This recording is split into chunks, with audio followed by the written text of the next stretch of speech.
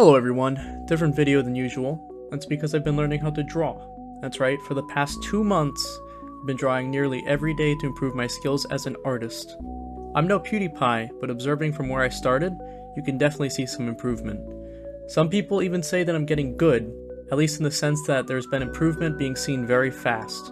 So today I want to go over my journey a little, as well as some tips that I've picked up recently that I believe could help kickstart other beginner artist journeys.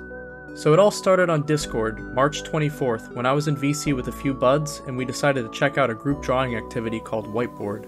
It was great, we drew a lot of atrocities, but I had a lot of fun. Actually, I didn't draw anything for about 4 years up until this point, so it lit a small spark in me that would soon become a flame. We continued our sessions randomly for about 4 days after that, still making quote-unquote art, but I eventually led to a VC with someone who's now my sensei. I stuck around in VC and they gave myself and another a private class session to see their drawing techniques in action. And this here is where the spark became a flame. The next day I got Clip Studio Paint and started messing around immediately. Following their lead, I started breaking down bodies into simplified parts, which led to my first piece on April 2nd. It was nothing special, and actually based on this official SMT4 art here. I kept drawing and drawing. There were times where I was frustrated, but I kept going on. I found myself hopping between projects, making one thing after another, and they got better and better. As I kept going, I started to get compliments, which propelled my drawing ethic, and I bonded closer with my sensei. I also had another close friend every step of the way to be my best critic. So that leads me into today. I feel fully addicted to drawing, I'm still working on stuff, and I have plans to work on even more. I have no intention of stopping ever. I don't know if I'll do an update in the future, but I still have a long road ahead of me. I honestly couldn't be more thankful for that fateful night we decided to draw.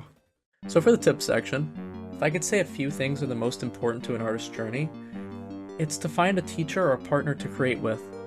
They will be your most driving force to continue. My second advice, draw a lot. You won't progress without doing anything. I actually got really sick between these 2 months and missed a week and a half. And the whole time I just had an insatiable urge to draw. Well, you don't have to be as addicted as I was, you should still start stuff. And you might just find yourself finishing it too. Start multiple projects. Yeah, don't tie yourself down to one thing. It just stresses you out and you might feel an unnecessary obligation to finish stuff. You shouldn't be stressed when you're drawing, but you can still push yourself, and even though you might need a little extra brain power, just don't give yourself quotas. Break down your drawings, especially more dynamic poses. Don't go too much though. What I mean by this is you can study anatomy for years, but sometimes a stick figure is enough. Check this out, look at the skeleton. That's right, the character's skeleton is literally a stick figure. I could have done boxes, I could have used fancy tricks, but that's just too much for me. It doesn't mean it won't work for you, but I recommend when starting out to make something as simple as possible. Simplify your references. Yeah, pull from multiple references, but I try to find art that's easy to understand as well. I can always detail later, but having a fundamentally screwed sketch layer is absolutely detrimental. Confidence and proportions. Take a step back and look at your drawing. Don't be afraid to just lasso tool and resize the head. Draw that second eye and get it done, it'll look fine. Don't forget the skeleton, and remember that the legs should be about twice the size of the torso. Personally, I make rubber bands for legs and arms, but you can skip out if you know muscles better. I really wish someone told me this at the start, by the way. Detail your focal point. Usually, this will be face or hair.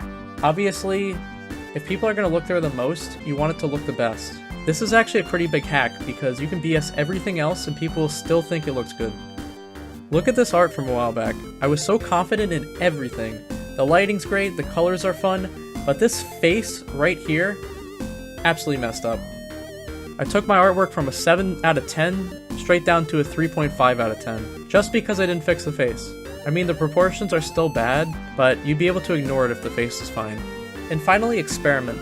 Through experimentation, I've been able to learn nearly every feature of CSP. Remember the first project that I used normal brushes in, and I remember the first project that I used airbrushes in. I learned so fast because I didn't want to be constricted to my level, and it's led to some of my best stuff. Even right now, I'm working on a different style than I'm used to. I had a conversation with my sensei a while back explaining that I do so much stuff because I don't want to be constricted to only making bust-ups my entire life. Yeah, I could get really good at those, but I'd like to take risks and draw full body poses try different coloring styles, etc., and it's really paying off. At the end of the day, I might not be the best, but I'm proud of my personal journey and I think everybody should give it a go.